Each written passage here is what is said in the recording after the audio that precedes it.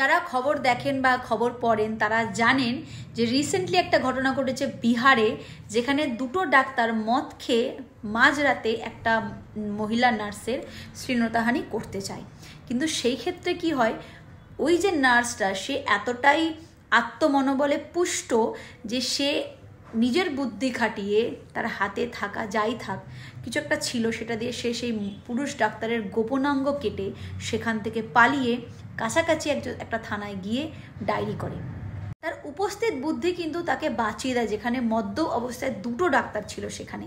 তার কিন্তু সচেতনতা, আত্মমনোবল আর তার উপস্থিত বুদ্ধি তাকে কিন্তু সেই সময় বাঁচিয়েছে।